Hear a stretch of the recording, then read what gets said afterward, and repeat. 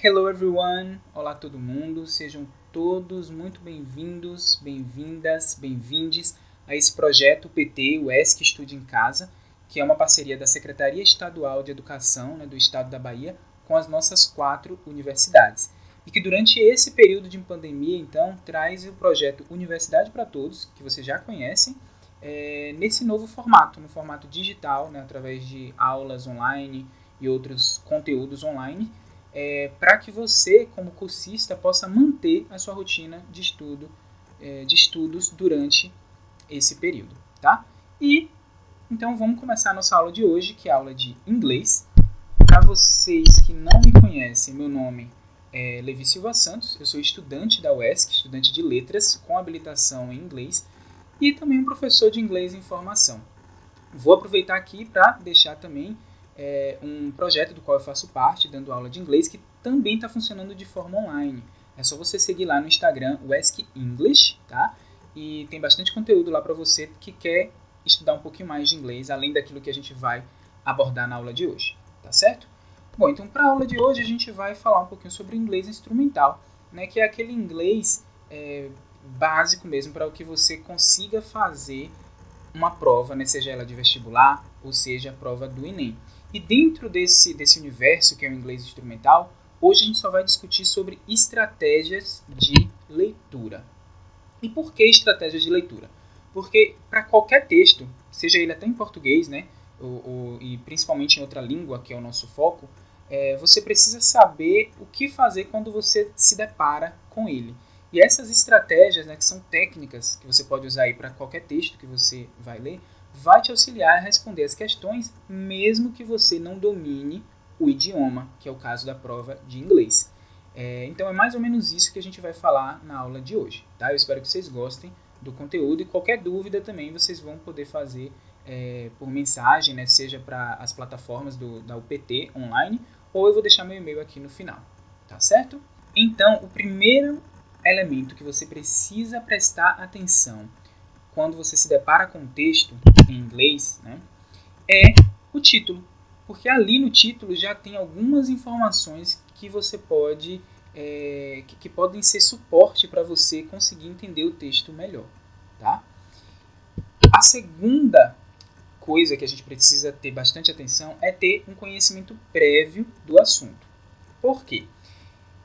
Mesmo em português, se você pega um texto, sei lá, por exemplo, de economia, muito provavelmente você não vai entender aquele texto. Então aí você me pergunta, mas como é que eu vou saber que texto vai cair na prova para que eu tenha um conhecimento prévio sobre ele? E aí vem a dica que eu acho que seu professor de português já te deu, de história, de geografia, atualidades, que é o quê? Estar sempre bem informado. Quanto mais leituras você fizer sobre os assuntos, quanto mais você treinar textos em inglês sobre assuntos variados, pegar aí exemplos de provas anteriores, você vai ter um conhecimento prévio de cada assunto e vai saber um pouco do vocabulário específico daqueles assuntos que estão sendo tratados ali. Então é muito importante, porque por mais que você domine o idioma, por exemplo, você pode se deparar com um texto que você não tem muita familiaridade e tem dificuldade na hora de interpretá-lo.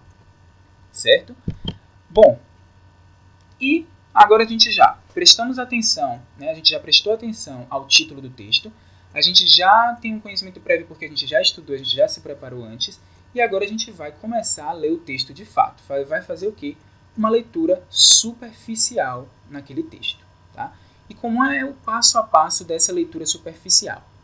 Vamos lá. Primeiro, você vai identificar as palavras conhecidas por você. Tá? Passou o olho ali, viu alguma palavra que você provavelmente conhece em inglês, e nesse ponto você vai prestar atenção também nas palavras cognatas, que no inglês você já deve ter ouvido falar aí, dos true and false cognates, os false friends, que são palavras que, as cognatas, são palavras que possuem semelhanças com o português, na forma escrita. Tá? Mas o que seriam então esses true and false? Os true, os verdadeiros, são aquelas palavras que no português e no inglês elas possuem a forma escrita parecida e o significado delas também é semelhante. Então esses aí, beleza.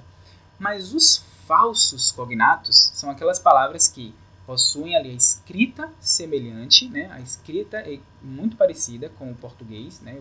No inglês, mas o sentido é totalmente contrário. Essas aí você tem que ter um pouco mais de cuidado, tá? Mesmo assim, eu tenho uma notícia boa para vocês.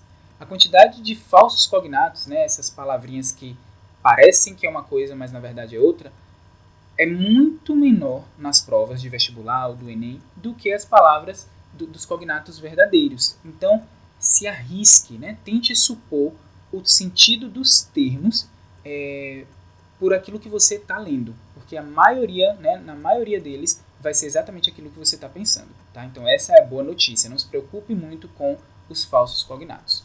Então, bora ver aqui alguns exemplos? Vamos lá. Exemplos de palavras cognatas. O primeiro ali a gente tem: A recent study may have an answer to one of the greatest unsolved mysteries in science. Então eu já marquei ali algumas palavras que possuem uma semelhança com o português. A gente pode já deduzir o sentido delas ali. Ó. Recent, recente. Study, estudo. Mysteries, mistérios. Science, ciência. Tá vendo aí? Então, mesmo que a gente não conheça as outras, a gente pode supor que aquela frase ali está falando o quê? De um estudo recente, né? Recente estudo, e mistérios na ciência. Tá? Então, só para vocês saberem, ali está falando naquela frase que um recente estudo talvez tenha as respostas para um dos maiores mistérios não resolvidos da ciência. Ok? Um outro exemplo. Eu tenho ali: The pediatrician listened to his patient for some minutes. Então eu tenho pediatrician, tá? Que pode ser o que ali? Pediatras, será? Patient, né? Paciente. Ó, você está falando de pediatra, que é o médico? Paciente. Minutos. Palavras ali que a gente já conhece. E, né, para vocês saberem, a tradução seria: os pediatras ouviram seus pacientes ou o pediatra, na verdade, ouviu seu paciente por alguns minutos. E por fim, a última ali, eu tenho Nepal, que é um país, né? A gente já tem esse conhecimento prévio de que Nepal é um país, eu acredito que sim, né? Pelas aulas aí de geografia ou por alguma informação que você já tenha visto. E eu tenho ali as palavrinhas gas, que é gás, oil, que lembra óleo. Se eu tenho gás, eu tenho óleo. E imported, ou imported, que é importado. Então, ó, no Nepal, o gás e o óleo importado, é importado. Por mais que a gente não saiba ali o que é must be, né, eu possa não saber o que é must be, eu já tenho informação de que está falando sobre o Nepal, sobre importação aí de alguns materiais aí, que é gás e óleo, tá? Fontes de energia, beleza? Olha como é fácil, né? Algumas palavras você deduzir o significado porque elas se parecem muito com o português. E é isso que você vai fazer quando você se deparar com o seu texto. Porém, né, como nem tudo são flores nessa vida, a gente tem os falsos cognatos. E aí eu trouxe alguns exemplos aqui pra gente. Ó. So the party was actually for him, not for her. Beleza. Actually, quando a gente olha para o actually, a gente já fala logo, isso aqui é atualmente. Só que não. O actually em inglês quer dizer na verdade. Na verdade. Então, vamos tentar olhar para a frase ali. Talvez você conheça ali o him, o her. E a frase, na verdade, ela quer dizer que a festa, party, tá? Então a festa, na verdade, não era para ele. Perdão. Então a festa, na verdade, era para ele, não para ela. Beleza? O outro falso cognato, né, que eu separei aqui é notice. Her father would notice her absence. Então, notice, às vezes pode, né, soar como notícia pra gente no português. Só que, na verdade, notice é notar, perceber. Então, ali na frase, o pai dela, né, iria perceber a sua ausência, ou a ausência dela. E o último cognato, né, o falso cognato ali, é prejudice. Prejudice, Então, Jean's prejudice led her to dislike Mary simply because of the color of her skin. Esse eu não vou traduzir agora. Olhando ali para aquela frase, bora tentar entender o que é prejudice. Então vamos lá. Jane é alguém, né? Eu tenho ali Mary, que é outra pessoa. Olha só a palavra dislike. Eu tenho certeza, eu tenho quase certeza que vocês conhecem, porque vocês conhecem like, né? Dá um like aqui no vídeo. Vocês conhecem like. Então, dislike é o contrário, né? Desgostar ou não gosta. Ó, então eu já tenho ali, Jane não gosta de Mary. Simply, simplesmente, talvez, ok? Mesmo que vocês não saibam o que é because, eu tenho quase certeza que vocês sabem o que é color. Color, vocês já ouviram color in English, pink, blue, black, cor, né? Cor. Então, Jane não gosta de Mary, simplesmente cor. Simplesmente por causa da cor da pele dela. Of her skin. Então, o que é prejudice? Não é prejuízo, como eu sei que você deve ter pensado aí. Prejudice é preconceito, né? Então, o preconceito de Jane fez ela não gostar de Mary simplesmente por causa da cor da pele. Então, é esse processo que você vai tentar fazer na sua prova, tá? Então, vamos lá. Eu trouxe também alguns falsos cognatos. E aí, eu quero que você pegue um caderno, o caderno que você já usa isso para seu estudo, e anota alguns desses falsos cognatos, porque quase certeza que um deles vai estar na prova ou em um dos textos. Ele pode aparecer ali de alguma forma. Então, eu separei aqui só alguns, tá? Porque o ideal é que a gente veja também esses falsos cognatos com exemplos, dentro de um contexto, até para ficar melhor a memorização. Mas mesmo assim eu trouxe alguns aqui para a gente dar uma olhada, tá? O primeiro ali a gente já viu que é o actually, que é na verdade. Quando a gente quer dizer na verdade, em inglês a gente usa o actually, perdão. Quando a gente quer dizer atualmente, tá? Quando a gente quer dizer atualmente, a gente usa nowadays, today. O outro falso cognato ali é o assist. Assist, que quer dizer ajudar, dar suporte. Quando eu quero dizer assistir, em inglês, eu digo watch, attend. Sorry, guys. O outro que eu trouxe ali é o costume. Costume, que a gente já lê, isso aqui é costume. Mas não, costume é fantasia, tá? Se tratando de roupa.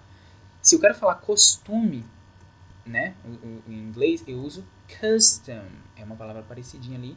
Ou habit. Mais alguns. Data. Data não é data, tá? Data é dados, números, informação. Se eu quero falar data em inglês é date. Esse eu tenho quase certeza que vocês já ouviram aí em algum momento. Date. Fabric, que não é fábrica, é tecido. Porque fábrica em inglês é plant. Factory. Major não é maior, tá? É prefeito.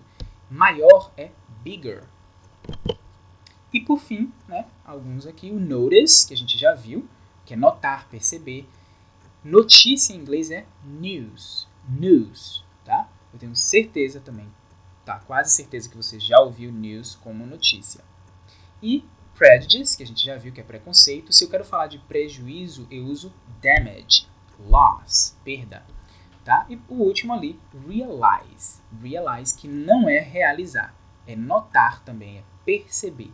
Tá? Se eu quero usar realizar, a palavra é accomplish. Então, só nisso aqui a gente já viu várias palavras em inglês aí que pode ajudar você na hora de interpretar o texto da sua prova.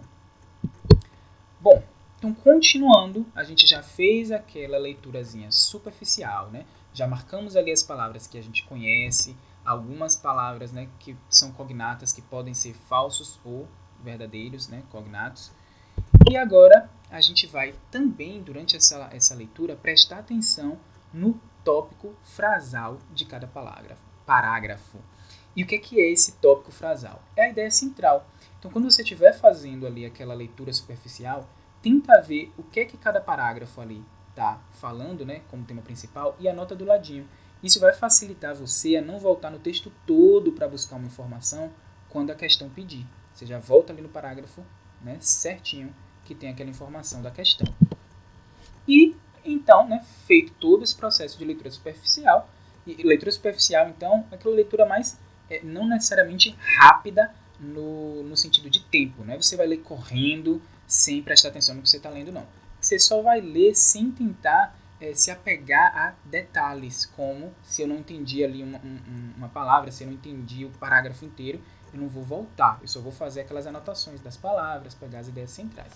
Porque depois que você terminar isso, né, sugiro até que você vá para as questões, dê uma olhadinha um pouco nas questões, do que é que ela vai pedir, para voltar no texto e fazer uma leitura detalhada. Esse processo da leitura detalhada pode ser feito tanto logo assim que você termina de fazer a leitura superficial, quanto depois de você dar uma olhadinha nas questões, porque aí você já vai saber o que é que, né, as questões estão perguntando, e quando você fizer a leitura detalhada, você já vai ali em cima da informação que você quer, tá? E o que é que vem a ser essa leitura detalhada? O que é que você vai fazer agora, tá? Você vai começar agora a identificar as palavras desconhecidas, aquelas palavras que você olha e, vixe, nunca vi na vida isso aqui, não sei nem o que está dizendo. Só que você não vai ter um auxílio de um dicionário no momento da prova, certo? Então o que é que você vai fazer? Você vai tentar entender o significado daquela palavra que você não conhece pelo contexto, né, das outras palavras que vêm juntas ali. Lembra lá do prejudice, que a gente ali pelas outras palavras, o color, o dislike, a gente tentou ali deduzir que era preconceito e não prejuízo. É mais ou menos isso que você vai tentar fazer na hora de sua prova, tá? E o que é importante? É importante que você simule como se estivesse fazendo uma prova, né? Eu sei que você já faz isso com as outras matérias, então faça isso com o inglês também. E quanto mais você pratica, quanto mais você faz essa espécie de simulado, você vai estar preparado para usar essas estratégias na sua prova de inglês. E aí você vai começar a deduzir o significado das palavras que você não conhece pelo contexto. É prática. Desculpa. É prática, tá? Bom,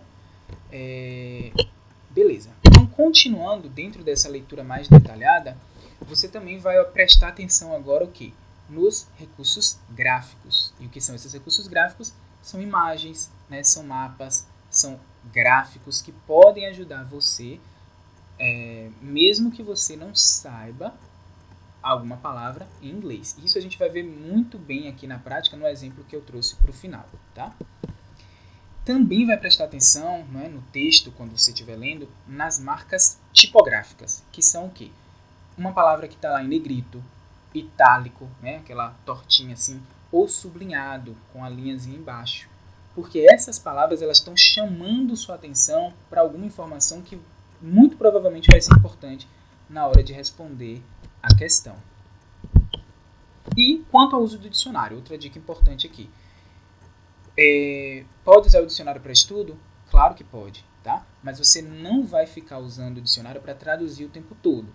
Você vai primeiro pegar o seu texto, né, das palavras que você não conhece, tentar deduzir pelo contexto, como a gente já falou aqui, e só então, né, depois de você conseguir ali, eu acho que essa palavra quer dizer isso, aí você vai no dicionário para checar. Até porque o dicionário ele pode trazer ali várias traduções e você precisa saber qual daquelas traduções se encaixa no contexto ali que você viu essa palavra, tá?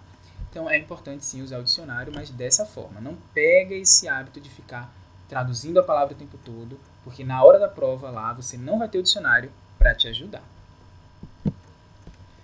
Bom, e, né, para o fim do nosso bate-papo aqui, uma outra coisa que você precisa ter, eu coloquei ali domínio, mas um conhecimento, tá? Um conhecimento prévio de algumas palavras em inglês são essas palavrinhas ali que a gente chama de conjunções, preposições e advérbios. Eita, lá vem essas palavras que eu não gravei ainda nem em português, quanto mais em inglês. Calma, você não precisa saber, né, o que é uma conjunção, uma preposição, um advérbio, para saber identificá-los, né, ou usá-los, ou enfim. Calma aí, não precisa, não se preocupe com isso, tá? Mas, por que a gente precisa ter um pouquinho de conhecimento deles numa língua estrangeira? Porque em qualquer texto, seja em português, seja em uma língua estrangeira, essas conjunções, preposições, advérbios, eles vão aparecer com frequência no seu texto, né? Para dar uma fluidez no texto, para o texto ter uma coerência naquilo que se está dizendo. E também porque eles podem identificar o que? O posicionamento do autor, e muitas vezes isso pode aparecer lá numa pergunta, tá? E é exatamente essas palavrinhas que vai te dar a dica ali do que é que o autor está defendendo no texto. Podem estar, por exemplo, adicionando uma informação, contrariando uma ideia, né? Ou concordando com alguma outra ideia. Então, por isso, elas são importantes. E um exemplo ali, alguns exemplos de conjunções para vocês. Pega o caderninho aí e anota. Once, uma vez que, né? Uma vez. Since, desde que. Unless, ao menos que. Né? Although, embora, tá? Embora. Alguns exemplos ali de preposições. Towards, uma palavra grande dessa em inglês para dizer para em português. Só que é um para de em direção a, tá? Towards, em direção a. Above, acima, tá? Through, através. Among, entre, tá? Entre pessoas, mais de 2 ou 3 pessoas ou coisas. E exemplos ali de advérbios. Even, mesmo que, né? Ainda, pode ser também despite, apesar, né? Apesar. Besides, além, tá? Anota esses aí no caderninho, que esses aqui, gente, né, assim como as palavras lá, aqueles falsos cognatos que podem aparecer, esses aqui muito provavelmente vão aparecer no seu texto, por conta daquilo que a gente já falou aqui na estante, né? Alguns segundos aqui atrás. Eles aparecem com frequência porque dá essa fluidez no texto e indicam várias coisas, tá? Bom, vamos de exemplo, para não ficar assim solto. Eu tenho ali. Unless we know where to look, we won't find where his house is. Então, ao menos que a gente saiba para onde olhar, a gente não vai encontrar, né, onde é a casa dele. Ao menos que. The lawyers have walked towards the forum entrance, although they warned not to do so. Então, os advogados, né, caminharam para a entrada do fórum, embora eles tivessem sido avisados, né, para não fazer isso. Tá? E o último, he appeared relaxed despite the danger. Então, eles pareciam estar o quê? Relaxados, apesar, despite, do perigo, the danger. Certinho? Bom, so, now let's practice. Agora a gente vai tentar o quê? Colocar tudo isso que a gente viu em prática, né? Todas essas estratégias. E o exemplo que eu trouxe aqui foi de uma questão do Enem de 2010, que traz logo uma imagem, né? Uma figura aí grande com alguns números e que fala ali de, bora ler o título, a primeira coisa que a gente vai fazer é olhar o título, Millennium Development Goals. Beleza. Mesmo que você não saiba o que é development, o que é goals, provavelmente você sabe o que é millennium, ó, a palavra ali cognata. Milênio. Tá falando de algumas coisas aqui do milênio. Com relação às outras duas palavras, essa não precisa se preocupar muito, porque na questão ele já vai dizer o que é que essa imagem, do que é que essa imagem trata, tá bom? Então vamos dar uma olhadinha ali para a imagem, né, como um todo. A gente tem ali, né, 8 números com imagens, um prato, um lápis, um ursinho, algumas imagens que a gente vai passar por elas mais detalhadamente quando a gente for olhar para a questão, tá? E aí, ó, a gente tem ali, vamos ler o primeiro, o que é que tem na primeira imagem. Eradicate extreme poverty and hunger. Tá, então eu tenho ali eradicate, não sei, talvez erradicar, pode ser. Tá, extreme, extrema, extremo, posso não conhecer poverty and hunger. Beleza, mas já marquei ali uma palavrinha que talvez eu conheça. A segunda, eu vou dar uma olhadinha. Achieve Universal Primary Education. Conheço ali universal, education, educação. Beleza. Terceira, promote gender equality and empower women. Promote, não sei, talvez promover, não sei aí como tá os, né? Pode ser que sim, pode ser que não. Equality. Tá bom. Vou deixar esse aqui pra lá, vou pular pro outro. Reduce child mortality. Reduzir. Mortalidade. Pode ser. Ó, a palavrinha aí semelhante. 5. Improve maternal health. Não conheço improve, não conheço health, mas maternal. Ó, tem alguma com a imagenzinha ali da grávida, então maternal. Beleza. Número 6. Combat HIV and AIDS, malaria and other disease. Esse tá mais fácil, ó. Uma imagenzinha ali de uma cruzinha, saúde, combater HIV, AIDS, malária. Tá falando de quê? De doenças, né? Combater doenças. Beleza. Número 7. Tenho ali uma arvorezinha. Ensure environmental sustainability. Se eu tenho uma arvorezinha, eu tenho ali sustainability, pode ser sustentabilidade? Talvez. E número 8, tem pessoas ali, né? Pessoas juntas. A global. Partnership for Development. Mas eu sei global. Posso não saber as outras, mas eu sei global. Fiz aquela leitura superficial. Vamos para a questão, tá? Até porque esse texto é pequeno, não vou voltar novamente para fazer aquela leitura mais detalhada. Bora logo para a questão. Então tá lá. Questão. Definidas pelos países membros da Organização das Nações Unidas e por organizações internacionais, as metas de desenvolvimento do milênio envolvem 8 objetivos a serem alcançados até 2015. Bom, então está falando sobre as metas de desenvolvimento do milênio. São 8. A gente já viu ali quais são essas 8. Apesar da diversidade cultural, esses objetivos mostrados na imagem são comuns ao mundo todo, sendo 2 deles. Tá?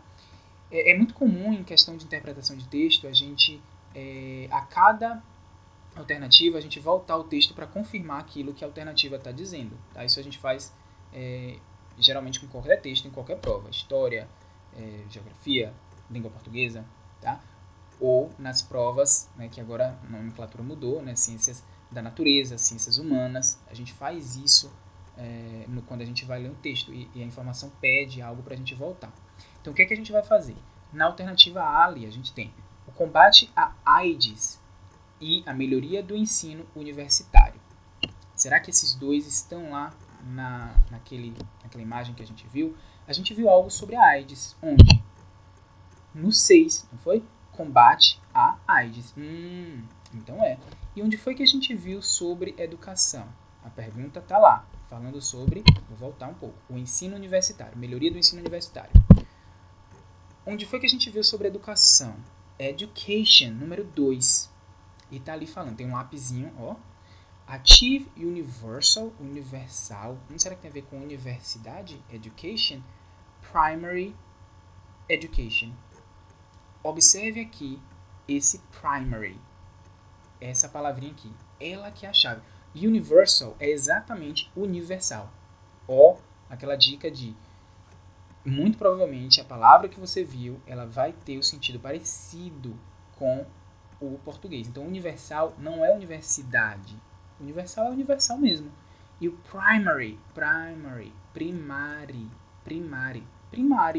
primária. Então, muito provavelmente ali está falando da educação básica, educação primária, e não do ensino universitário.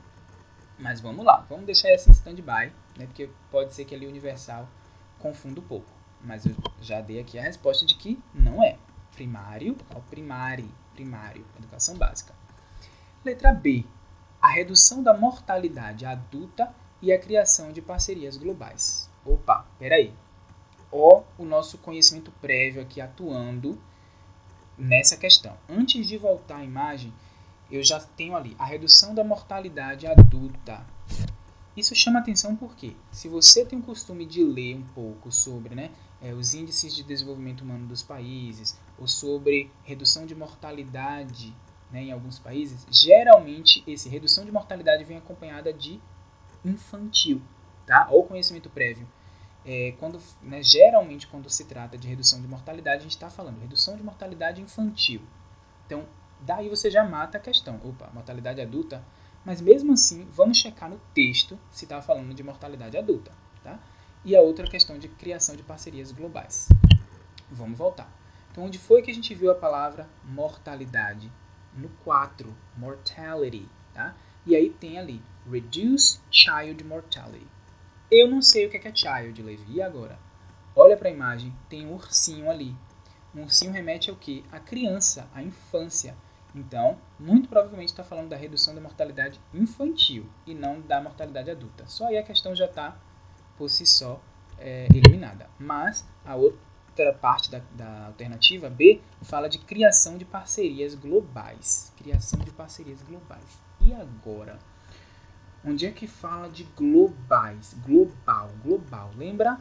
O número 8 fala de global. A Global Partnership for Development. Pode ser. Né? Eu não sei ali o que é partnership, eu não sei o que é development, mas pode ser que sim. Mas só pela outra lá eu já eliminei a letra B. Letra C. A promoção da igualdade de gêneros e a erradicação da pobreza. Promoção da igualdade de gêneros. Onde foi que a gente viu a palavra igualdade? Tá, talvez a gente não viu, né? Eu não conheço igualdade. Mas onde é que vocês acham que está falando de gênero? Ó, uma palavra mais que dá para vocês olhar para a imagem e saber. Gênero. Número 3. Ó, o símbolo ali do masculino e do feminino. Então, na questão está lá. Promote, promover. Gender ou gender. Gênero. Então, ali é promover gênero. Equality, igualdade. Promover igualdade de gênero. Então, tem igualdade de gênero, sim. E a erradicação da pobreza. Erradicação, ó a palavra. Onde é que tem uma palavra parecida com erradicação? Número 1. Eradicate.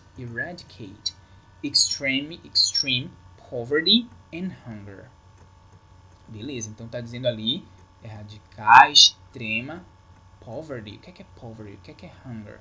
Tem ali um pratinho, né? Um pratinho de comida. Erradicar a comida? Não, será que é erradicar a fome? Hunger, fome? Pode ser. Se eu quero erradicar a fome, eu quero acabar com a pobreza, talvez. Não sei. Bora deixar de stand-by, já que a gente provavelmente não conhece ali poverty and hunger. Mas na questão C, eu tenho ali promoção de igualdade de gêneros, a gente viu que tem. Erradicação da pobreza. Pode ser que essa seja a alternativa certa. Vamos deixar ela ali de stand-by. Bota assim, ó, do ladinho. Eu sempre fazia isso nas minhas provas. PS, pode ser, tá? Mas não marquei ainda. Letra D. A parceria global para o desenvolvimento e a valorização das crianças. Tá, eu vou abrir um parênteses aqui, porque é o seguinte. Aqui a gente está tendo uma aula, né? A gente está vendo técnicas de leitura e talvez por isso está parecendo que a gente está demorando muito numa questão só. Mas quando você estiver fazendo sozinho ou sozinha, você vai ver que isso aqui é muito mais rápido, tá? Então não se preocupe com o tempo que a gente está gastando aqui, porque a gente está ensinando a como olhar as informações melhor para responder a prova de língua inglesa, certo? Então a letra D ali, a parceria global para o desenvolvimento e a valorização das crianças. Bora ver de novo. Quando falou de global, a gente já viu que era o número 8, a Global Partnership for Development. Pode ser. Eu não sei o que é partnership, eu não sei o que é development, mas eu sei o que é global, então pode ser que sim. E valorização das crianças. Não. A gente já viu que quando falou de criança, o número 4, estava falando de reduzir a mortalidade. Então, corta a letra D. Tá? E a letra E. A garantia da sustentabilidade ambiental. Opa, ambiental. Eu lembro ali qual era que estava falando de coisas ambientais. E combate ao trabalho infantil. Tá? E a gente já corta de novo. Mas vamos ver lá da sustentabilidade. Ensure environmental sustainability.